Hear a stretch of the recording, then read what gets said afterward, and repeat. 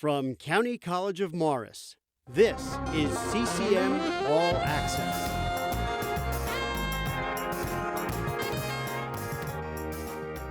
Hello, and welcome to CCM All Access, the show that brings you news and information from the County College of Morris.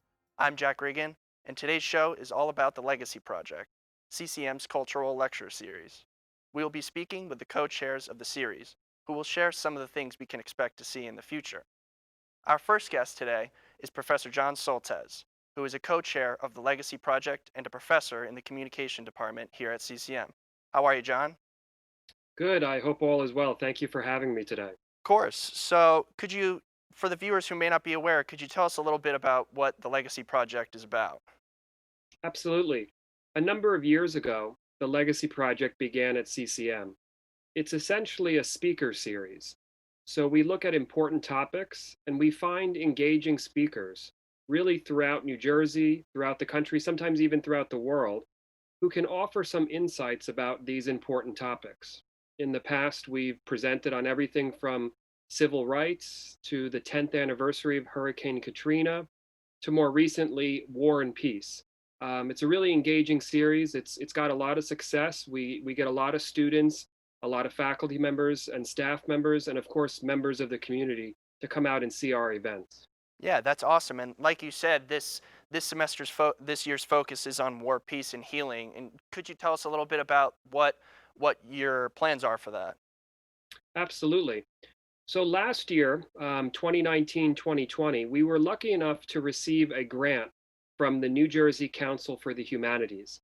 And they gave us this additional money because we developed a year of programming on the very important issue of war, peace, and healing. We wanted to look at this issue from many different lenses, many different disciplines, whether it's from art, whether it's from journalism, whether it's from history or sociology or literature. And we really were going strong last academic year. But then, of course, March happened and we had the pandemic, and all of our programs last year had to be indefinitely postponed. So we were lucky enough that the money kind of rolled over into the 2020-2021 academic year. And now we are still presenting really engaging programs on war and peace and healing, but we're doing it virtually this year. And we've had some great events so far, and we have a lot of other great events coming up. Yeah, and of course, with COVID and how it's been affecting everything, of course, in October with Project Yellowstone, you guys had made plans to visit Yellowstone National Park, and of course, that had to be postponed. Do you hope that, as it said, that you may be able to go in May of 2021? Yeah, there's a lot of different things in my career here at CCM that myself and my colleagues we've had disrupted. So the Legacy Project is now all online. I'm teaching all online. And then another group that I'm involved in called Project Yellowstone with Dr. Michelle Iden, Professor Samantha Gigliotti, and Dr. Maria Zaza.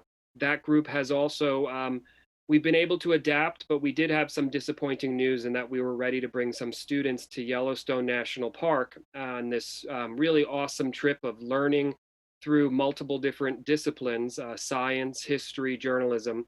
But unfortunately, that has been put on the back burner at the moment, and we don't really know what will happen with that trip. We're hoping sometime in the future that we'll be able to go. So everything from Legacy Project to my classes to Project Yellowstone has been unfortunately disrupted, but that's the world we live in. It is, and unfortunately, with everything, we've all had to make adjustments to our schedules and how we can move forward. And it's unfortunate to see because, of course, with Project Yellowstone, you guys made such an effort to spread the awareness of environmental conservation and the preservation of Earth's wildlife. And could you tell me maybe a little bit more about that and the importance of that today, especially here at CCM? Absolutely. Project Yellowstone is part of a larger initiative at the college known as CCE. That stands for Community and Civic Engagement. And for a few years now, a number of projects run by professors have developed and been deployed in a number of different classes. Project Yellowstone, which is actually now called Parks Program Project Yellowstone, is one of these projects that's part of the CCE initiative. And with my colleagues, we join together as a team and we look at conservation and we look at national parks, one of which is, of course, Yellowstone. And we try to really examine it from those different disciplines. So we might have an event that is more science based, and then it's followed by an event that is more history based, and then maybe a contemporary event where we talk about an issue that is facing Yellowstone right now. And both Legacy Project, one of the programs I'm involved in, and Parks Program Project Yellowstone, they're both now virtual. They're both still doing awesome programming. It's just via Zoom and other platforms. Yeah, and I think that's just to attest to the strength of these programs that you and the rest of the professors here at CCM have been able to put together for us students. And you guys have done a great job of spreading such positive awareness that not a lot of students here at CCM may be aware of. And I think that, like you said, a lot of the uh, trips you take for Project Yellowstone can vary and have different topics. Like you said, one of the topics may be science. Like I saw you guys had that trip in the past to, I think it was the Great Swamp in Morristown. Is that correct? Yeah, it's right near Morristown, and Professor Samantha Gigliotti, who is in the biology and chemistry department at CCM. She is just really awesome when you get her out into the field. She teaches students, she teaches members of our community. And the Great Swamp is such an awesome federally protected land right near the college. So in the past, we would welcome students to go on a tour of the Great Swamp with Professor Gigliotti. It is one of the highlights of our calendar. And it was a real bummer when obviously we couldn't take students this year, not only to Yellowstone, but even to kind of our backyard where the Great Swamp is. So, in order to compensate for that, some of the professors have joined together and we did a tour with Professor Gigliotti, and we actually brought cameras. So, we're going to be presenting, hopefully, very soon, a virtual tour of the Great Swamp, and people will watch it, hopefully be inspired to go and do it themselves safely, socially distance wise, because we can't quite do it in a class setting at the moment. But I will say, I think in the future, we'll be back to the Great Swamp. We really find it important to look at federal protected lands right here in Morris County. Not everyone can get to Yellowstone, but they can certainly kind of just travel down the road and find some protected lands. Yeah, of course. I think that's what a lot of students can sometimes, or people just in the area can take for granted is uh, the knowledge and everything that is to offer in in just our backyards. The indigenous lands that we've grown up on and we've raised, have so much history to them, and I think it can very easily go overlooked. But I think what is great is also you guys also offer a lot of, like you said, guests, speakers speak for both, whether it be Project Yellowstone or the Legacy Project, and that's something you can still do now. Of course, unfortunately with COVID, but with the Zoom meetings, you can still make that available. So, what would you say in the future if what kind of speakers we would be looking into? Well, for Legacy Project, I think our goal is to continue with the success that we've built up so far. So I'll give you a quick look at what we've had this fall, and it's been really successful. The first speaker that we had this fall was a Zoom lecture with a man by the name of Tito Santana. His real name is Merced Solis, and this guy is just really cool. If you don't know who Tito Santana is, he was a WWF superstar. So we're talking about a professional wrestler, and he's now Wow. retired mostly from wrestling. So what he does is he's actually teaches Spanish at a local Morris County school. That's kind of his second career. So we were fascinated by that story. So we welcomed him to a Zoom call, got about 50 people on the call, and did a really neat 1 hour conversation with Tito Santana, a WWF superstar who works right down the road.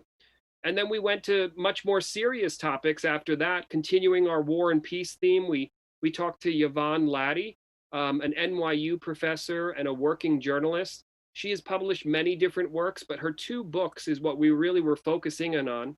She looked at the unique contributions that African American veterans in the 20th century and the 21st century have made in the many different military conflicts, pretty much from World War II all the way to Iraq and Afghanistan. So Wow. we just had her as an event, and we're just going to keep going, trying to build on this success. A lot of stuff will be War and Peace. Other ones will be other just interesting events. I can tell you that we have a November event with an award-winning poet by the name of Seema Riza, who will talk about poetry and how it connects to PTSD or post-traumatic stress disorder. Hmm. We're also going to have some great spring of 2021 events. A really famous photographer. We're going to have a Rwanda genocide survivor who's going to really let us know how difficult in the 1990s that particular window in her life was. And then we are going to finish the year off with a war photographer, someone who has really gone out and covered conflict with his camera. Wow, that's amazing. I mean, all the students, I'm sure, I'm very excited to tune into these future speakers. Thank you for joining us, Professor. We're going to take a quick break, but stay tuned because when we return, Brendan Durkin will be joined with Professor DeeMcAree, so stay tuned. I'm Andrea Lucia, a graduate of County College of Morris. At CCM, I gained a high quality education, was involved with clubs on campus, and performed university research in tissue engineering. My CCM education prepared me for ongoing success. Today, I am at Cornell University, studying engineering and performing research in cardiac tissue engineering. The professors and staff at CCM helped me to start right and finish strong.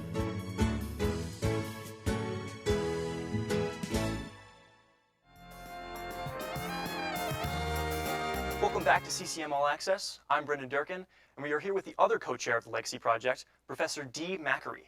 Professor McAree teaches in the English and Philosophy Department here at CCM.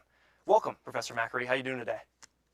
I'm doing great. Thanks for having me, Brendan. That's great. Great to hear. So you are the other co-chair of the Legacy Project here at CCM. So I just wanted to ask you, what is your role in that organization? So we have quite a couple of co-chairs. We have Michelle Altieri in communications. We have Jill Shenham in anthropology. John Soltes, who was on earlier. Yes. We also have Shelley Iden in history, and we have a guest co-chair this semester, Sam Gigliotti, in biology. We have a very big body committee of about 25 professors from lots of different disciplines. So our role as co-chairs really is to organize events, promo events. We write for grants. So there's a lot. There's a lot of us involved in Legacy Project. Great. That's awesome. So yeah, what is what like specific work kind of goes into organizing these events, like booking these speakers and scheduling these events, things like that? So our committees at large, our many subcommittees, they typically brainstorm topics, and then they will feed us suggestions. We really are grassroots. You know, we have a very democratic decision making. So they pitch a lot of ideas. There's a lot of vitality. Even with choosing our topics, you know, what programming we're going to have, what speakers we should invite. So they generate a lot of that. And then we reach out to speakers. We sometimes do a little bargaining with speakers. You know, some speakers really do fetch very high fees at other places. And we work with them to understand the value of speaking at a community college and what they're giving back really publicly. Um, and then of course inviting certain classes to the events, making sure that the speakers have been fully vetted, that they've signed everything that they need, and then promoting the events, getting students in the door, getting feedback from students. So tremendous amount of work goes into it. Yeah, I'm sure. Yeah, as you can see here. So yeah, I know that you've been working with the Legacy Project for quite a few years now, and I was just wondering what kind of inspired you to get started to work with this organization. So I think one of the things we realized is that a thriving academic community, a college campus, should be a place where there's just a lot of programming for students to be a part of. You Yeah. know, it's not just going to class, you know, closing the book, going home, especially at a commuter college. I'm a first generation college student myself. I grew up in a big Irish family, 7 kids. You know, my parents were immigrants. They had elementary, it really not past 8th grade education. So for me, academia, the world of college, that was a totally different world. And I was blessed to have such rich academic experiences. That's what we really want to give to our students, that connectivity, the interdisciplinary nature of learning, sharing stories, understanding what our legacy is. How do we arrive in the moment? We have an energetic body of students. They care about issues, and it's a way to bring our campus together. That's great. That's great. So yeah, is that kind of the goal of the Legacy Project? What is it? What would you say, kind of like your mission statement, or the goal of the Project Legacy is? So the kind of the line that we use is sharing stories that have shaped us. And I think that is what legacy is about. Legacy is about recognizing that we don't just arrive in the present moment here. We're all part of this world that we somewhat inherited, and we need to understand it. We need to understand it from many different directions. We need to communicate about it. We need to have discussions, and they can't just be, in the microcosm of the classroom. They have to be ongoing discussions. They have to bring everybody in. Mhm. So I think that's what we're really about, is really trying to understand our legacy so we can kind of envision our future, and how education plays into that. Well, that's fantastic. It's great to hear. So of course, everything that's going on in the world right now is kind of shrouded in this, COVID-19 situation. So what kind of accommodations have you guys made over at the Legacy Project to kind of accommodate and make changes in order to, have everyone be safe and things like that? Yeah, it's so true, right? Our Yeah. lives have just shifted, virtually overnight. Yeah. Um, Virtually being the key word there. Absolutely. And Zoom, I honestly had never really heard of it before or used it, and now I'm Zooming all the time. I think what we recognized was that in this present moment, people need to feel more connected than ever. Absolutely. Many of us, can feel very cut off, very isolated. So we wanted to keep Legacy going. We switched to that virtual format, so all of our programming will be virtual, Mhm. and we're adding more. We're adding more programming, not less. I think we recognize its importance and being more connected than ever. That's incredible. That's great. So do you have any specific speakers or specific events that you'd like to kind of highlight that are coming up that you'd like people to know about? Yeah, I'd love to. So we have November 10th. We have a poet. Her name is Seema Riza, and she's going to be talking about her poetry, which really focuses on, dealing with a world in crisis and finding healing in the self. She's part of our year on war, peace, and healing. That's Mhm. been our theme this year, and we are moving forward with it. In the spring, in February, we have Sean Wallace, who is a photographer featured at the Baltimore Museum of Art. And her work has really recognized the lack of Black representation in historical archives. Mhm. In February, in March, we have Eugenie Mukashimana, who is a genocide survivor. Her story is about surviving the Rwandan genocide, and really what we come to understand about that through her narrative. And then in April, we have Finbar O'Reilly, who is a photographer, a war photographer. He's been all over the world. He's lived in Congo. He's been in Israel. He's been in Afghanistan. His work is in the New York Times very often, and he collaborated with a work called Shooting Ghosts, Mm. which it's a memoir, and part memoir, part photography, and it's about witnessing war and surviving. Those all sound very interesting. You sold me, that's for sure. So, are there any what were some of your favorite speakers previously of the Legacy Project that kind of spoke to you more than the rest? Oh boy, there've been a lot. Yeah. I think it was last semester, Mohammed Hafez, who is an artist. I had seen his work when I was at Cornell in the museum, and he does these sculptures in miniature, incredible pieces of art. And they were really stunning. But then hearing the story behind that art and how he came about, discovering his art. Mm. He was a student, kind of really working hard in America, to achieve the American dream. And he was working in corporate America. He was hoping to become an architect. And then he would go home at night and turn on his laptop and see his city of Damascus just in ruins, Mm. with with strife. And to cope, he started making these miniature models that, took his life in a total different direction. So he was really incredible. His story was incredible. I think also the exiled king of Tibet, Trichen, had quite a story to tell. Cultural genocide, that's something that we think about, being in textbooks, but listening to him talk about the struggle of Tibetan Buddhists to retain their monastic sites, their language, their way of life really was very powerful. Those all sound, yeah, like very interesting speeches. So yeah, like you were talking about those speakers there, it got me thinking. What do you look for in a speaker when you go out and find one? Like what's kind of the it factor that draws you in and to inviting someone to come speak for the Legacy Project? Yeah, it's a great question, and speakers have their own styles and their own. They're coming from different disciplines. Yeah. I think we're looking for speakers who can connect their personal narrative. I think that can impact students. I think what we understand is that learning is also about it's a personal journey. And so speakers who are able to connect their stories, whether it's their photography, their art, and how they got there. I think that's what so many of our students are trying to figure out. They're thinking about their studies, they're thinking about their major, they're thinking about their future careers, they're, right now thinking about their health and their families. And, I think hearing from speakers who have had that journey as well gives our own students confidence that, what they're going to discover is likely not what they had planned, but that's okay. That's part of learning too. Absolutely, yeah. The current, you said the current theme that you're kind of working with here and the Legacy Project is War and Peace. Something. I'm sorry, Yeah. I don't remember the exact name of it.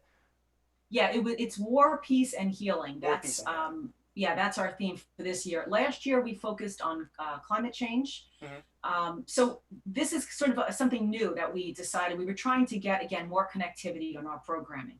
When Legacy first started, we were doing like these blockbuster events, and we would just find a good speaker. And then as we gained momentum, we started to realize that having more speakers more often, more conversations, that's the direction that we should move in. So we decided picking a theme. So our committee votes on the theme. As I said, last year was climate change. This year, war, peace, and healing. Next year, we're going to be doing the connectivity between animals and humans. So recognizing that being part of the natural world, that there's interdependency there in our natural world. And that's next year's theme. Very cool. So you guys, it'll be it's kind of interchanging every year with the themes. Yeah, and we really look for opportunities again to be interdisciplinary, because our committee stretches across the aisles. It's not just liberal arts; it's sciences, and we look for opportunities to to really bring our disciplines together. Yeah, absolutely. Kind of have a wide array of ears to listen, right? So I had one more. I had a question about a hypothetical question for you. If you had to choose kind of one dream speaker, to present for the Legacy Project, who would that be for you? Maybe Colson Whitehead. Mm-hmm. Maybe Colson Whitehead, who was someone who spoke at Drew not too long ago. That I think it's right down the road, but could be someone that maybe we could attract. Yeah. Yeah, so dream speaker, that's really tough because I think behind the scenes we deal with speakers who are very busy and really they do speak at places where they fetch very high speaker fees, very high, way out of our budget. But we've had speakers like Ian Tattersall, for example, who's the paleo anthropologist at the Museum of Natural History, and he came and spoke at our college really for a song, just to give back. So that's great. So it's possible. I think someone like that is possible. I think that's kind of a big component of it is giving back to the community more than anything else. So you are a professor of English and philosophy here at CCM. That's correct. Yeah. So how do you think that background maybe helps you in your role at the project, at the Legacy Project? Well, I think I teach writing. I also teach literature, and we in our studies, I think we are somewhat, already interdisciplinary. We are constantly contextualizing history Hmm. for our students so that they can kind of understand where the writers are coming from. So I think it is incredibly helpful in our discipline um, to have these other connections. And, I think for a lot of students, being an English major, what does that mean? Yeah. Um, and it really is all connected, being writing, reading, speaking. So I think in our discipline particularly, um, we have a lot of creativity and a lot of options, and we generate a lot of ideas about, again, photography, about visual arts, writers, authors, poets. Yeah, and I think, that's what we do, in English. We Yeah. read, we write, we think critically. So it lends itself. I think it Yeah, lends I think you itself hit on to something really, something about liberal arts is it kind of encompasses everything rather than just such a focus on one specific area, which is something that's very interesting. Yeah, and I think these days it can be a little terrifying because liberal arts, I think for some students, they're not exactly sure what it is. Yeah. But it really is the opportunity to explore so many different, different directions and to find your own path. Thank you so much, Professor McAree. This has been another edition of CCM All Access. From all of us here on the crew, we wish you good health and thank you for watching.